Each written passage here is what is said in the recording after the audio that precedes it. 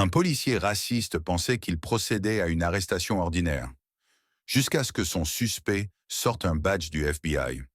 Les gyrophares rouges et bleus transpercèrent la nuit comme un avertissement silencieux. Une berline noire et élégante s'arrêta lentement sur le bas-côté d'une rue calme de Bâton Rouge, en Louisiane. Au volant, un homme noir, bien habillé, la quarantaine avancée, expira lentement. Il connaissait ce scénario par cœur. L'agent Daniel Reeves descendit de sa voiture de patrouille, ajusta son ceinturon et s'approcha du véhicule avec assurance. Il était dans la cinquantaine, massif mais plus aussi athlétique qu'autrefois, le visage marqué par l'expérience, mais non par la sagesse. Il prenait son temps. Il voulait que le conducteur ressente pleinement la gravité de la situation. Permis et papier du véhicule, ordonna Reeves d'une voix sèche, braquant déjà sa lampe torche à l'intérieur de l'habitacle. Aucune salutation, aucune explication. Le conducteur resta calme et contrôlé. D'un geste lent et délibéré, il ouvrit la boîte à gants. Sa voix posée et professionnelle résonna dans l'air. « Puis-je savoir pourquoi je suis arrêté, agent ?» Reeves ignora la question. Ce costume sur mesure, cette montre luxueuse, cette assurance naturelle, tout cela l'irritait. « Vous rouliez un peu vite, » répondit-il d'un ton neutre, « et vous avez changé de voie sans clignotant. » Le conducteur lui tendit ses papiers. « Ma dashcam confirmera sûrement le contraire. » Reeves serra la mâchoire. Une dashcam. Quel culot. Il examina l'identité de l'homme.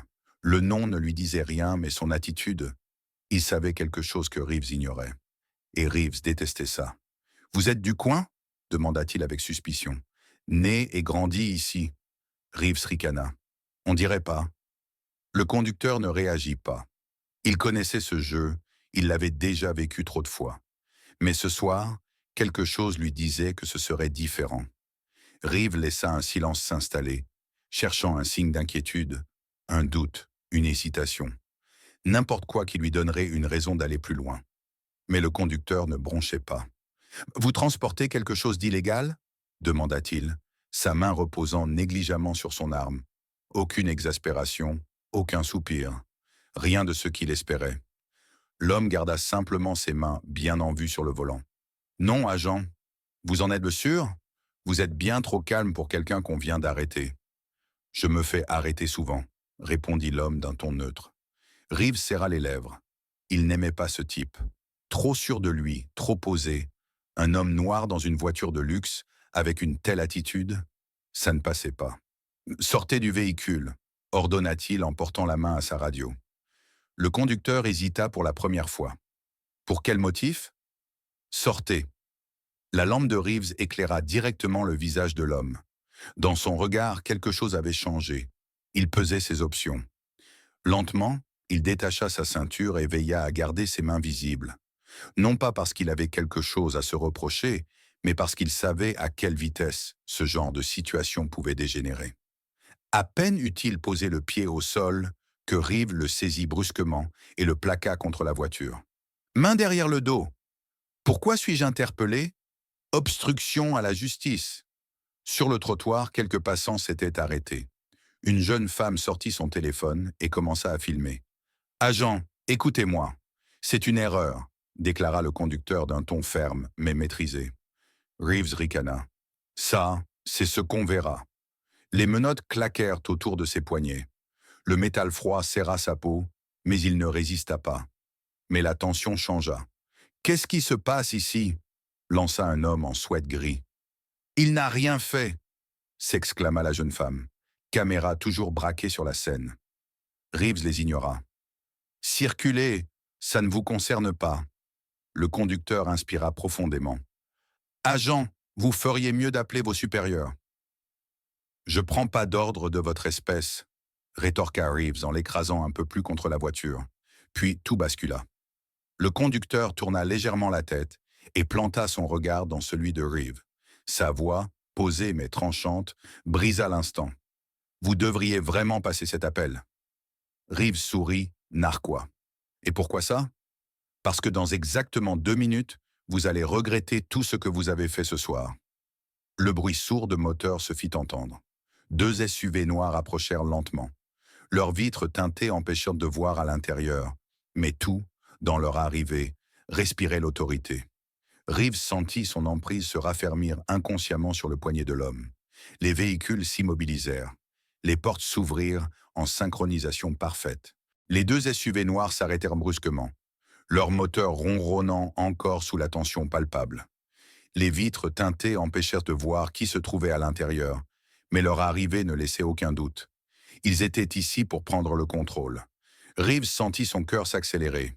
Il raffermit machinalement sa prise sur le poignet du conducteur, un geste de domination qui, en un instant, semblait perdre tout son sens. Les portes des véhicules s'ouvrirent dans une synchronisation parfaite. Des hommes en costume sombre en descendirent, méthodiques, calculés. Ils se déplaçaient avec une précision redoutable, sans précipitation, mais avec une autorité naturelle. Il n'y avait pas besoin de cris, pas besoin de gestes agressifs. Leur simple présence suffisait à imposer le respect ou la peur. Un homme s'avança parmi eux. Grand, noir, au regard perçant, il marchait d'un pas mesuré, chaque mouvement délibéré. Il ne montrait aucun signe de nervosité. Il savait déjà que cette situation lui appartenait. Sous sa veste, lorsqu'il bougea légèrement le bras, un badge brilla brièvement. Reeves le vit. Il comprit. Mais son esprit refusa encore de l'accepter. L'homme s'arrêta à quelques centimètres de lui et parla d'une voix calme, mais autoritaire. « Agent, retirez-lui ses menottes, maintenant !» Reeves sentit sa gorge se serrer. Il lutta pour conserver son assurance, mais sa voix trahit une légère hésitation. « Et vous êtes qui ?»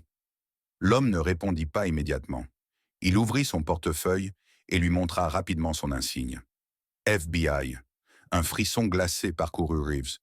Il sentit le sol vaciller sous ses pieds. « Qu'est-ce que c'est que ce bordel ?» balbutia-t-il, le cerveau en ébullition, cherchant une échappatoire. L'agent du FBI ignora sa question et tourna calmement la tête vers l'homme encore menotté. « Tout va bien ?» Le prisonnier, qui n'en était manifestement plus sain, leva lentement les yeux et hocha la tête. « Oui ?» Autour d'eux, la foule s'était figée. Les téléphones portables étaient braqués sur la scène, filmant chaque seconde, capturant chaque mot. Le FBI n'était pas venu en force pour rien. L'agent s'approcha davantage de Reeves, réduisant la distance entre eux à presque rien. Lorsqu'il parla de nouveau, sa voix était plus basse, mais plus tranchante encore. « L'homme que vous venez d'arrêter, c'est l'agent spécial Carter Wells, FBI, Affaires internes. » Le nom fit l'effet d'un électrochoc. Affaires internes. Reeves sentit son estomac se tordre. Il venait de faire l'erreur de sa vie. Chaque détail du puzzle s'imbriquait brutalement dans son esprit. Il n'avait pas menotté un simple citoyen. Il avait arrêté un agent fédéral. Un homme dont le travail consistait précisément à traquer et exposer les abus de policiers comme lui.